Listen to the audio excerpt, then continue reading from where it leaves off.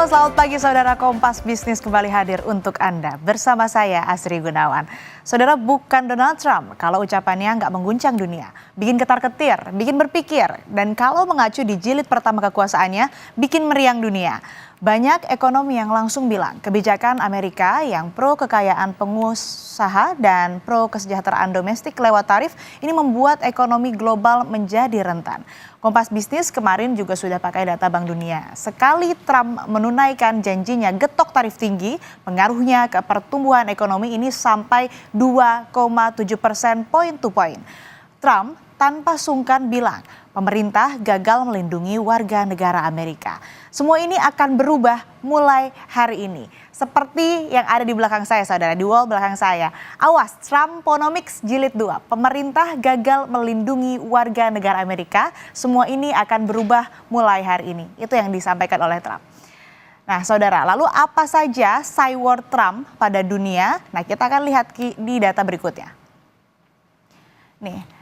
Presiden Amerika Serikat Donald Trump ini menyebutkan bahwa krisis inflasi disebabkan oleh pengeluaran yang sangat besar dan kenaikan harga energi. Kata Presiden Amerika Serikat Donald Trump, krisis inflasi ini disebabkan oleh pengeluaran yang sangat besar dan kenaikan harga energi. Nah, dengan basis ini, Trump mengumumkan keadaan darurat energi nasional. Yang akan dilakukan oleh Amerika Serikat ini adalah say no pada energi baru terbarukan.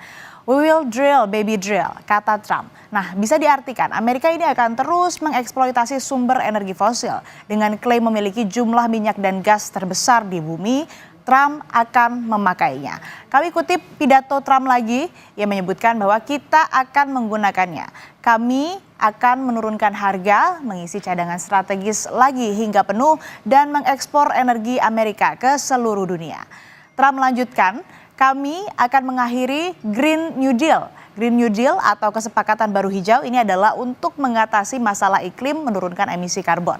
Oke, pengendalian inflasi lewat jalur energi. Lalu apa lagi kebijakan Trump? Kita ke data berikutnya. Nah, saudara, Presiden Amerika Serikat Donald Trump ini menyebutkan Amerika akan menjadi negara manufaktur sekali lagi, mencabut mandat kendaraan listrik, menyelamatkan industri otomotif. Amerika akan menjadi negara manufaktur sekali lagi dan memiliki sesuatu yang tidak akan pernah dimiliki oleh negara manufaktur lain. Begitu kata Trump. Nah, akan menggairahkan sektor manufaktur, artinya akan mendukung bisnis yang berkembang di dalam negeri begitu.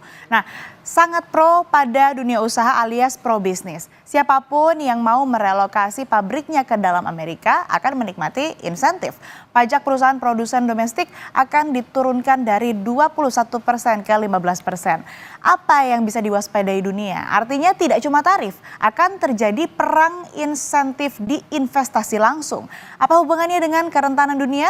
Perang insentif ini bisa membuat penerimaan sebuah negara di luar Amerika juga turun. Karena masing-masing negara ini berusaha mencegah pabrik hengkang atau syukur-syukur tetap mau masuk. Nah, Indonesia juga harus mewaspadai ini. Bagaimana dengan tarif dan pajak? Kita ke data berikutnya. Nih saudara, ya menyebutkan Donald Trump ini menyebutkan kembali kami akan mengenakan tarif dan mengenakan pajak kepada negara asing untuk memperkaya warga negara kami. Nah, ulang lagi ya saudara, angka-angka tarif yang sudah dipresentasikan, Trump akan kasih tarif impor 100% ke negara yang meninggalkan dolar Amerika Serikat. Kemudian tarif barang Tiongkok naik jadi 60% sampai 100%, terutama untuk mobil listrik. Tarif Kanada dan Meksiko tambah 25%. Dan pada Kanada dan Meksiko, Trump ini punya sentimen tentang neraca jasa, pekerja, dan juga imigran gelap. Nah, inilah poin ekonomi pidato Trump yang membuat bursa saham Amerika Serikat bersorak. Wall Street di dalamnya ada Dow Jones, ada S&P 500, dan ada saham teknologi Nasdaq. Semua hijau. Paling ketiban cuan ini adalah Elon Musk yang sahamnya menyentuh titik tertinggi sejarah.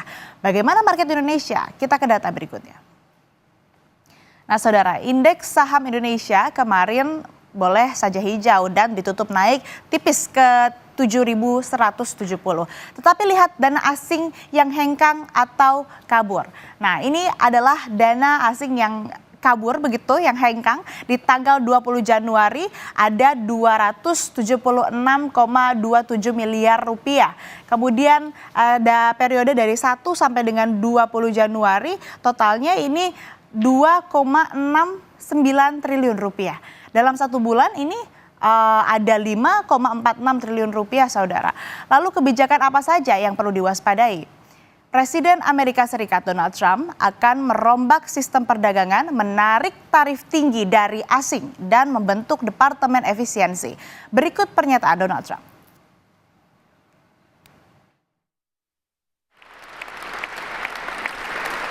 I will immediately begin the overhaul of our trade system to protect American workers and families. Instead of taxing our citizens to enrich other countries, we will tariff and tax foreign countries to enrich our citizens.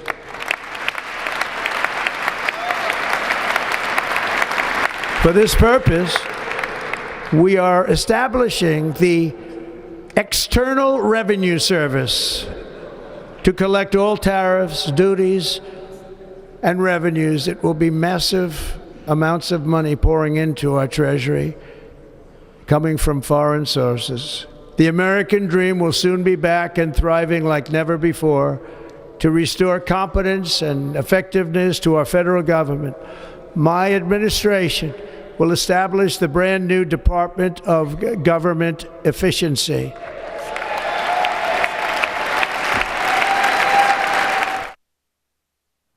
Saudara, Donald Trump resmi dilantik menjadi Presiden Amerika Serikat untuk masa kedua jabatannya dengan dukungan lebih besar, yakni 3 orang terkaya di dunia sekaligus taipan teknologi. Usai jeda, Kompas Bisnis akan kembali bersama ekonom Universitas Indonesia, Telisa Aulia Valianti. Tetaplah bersama kami.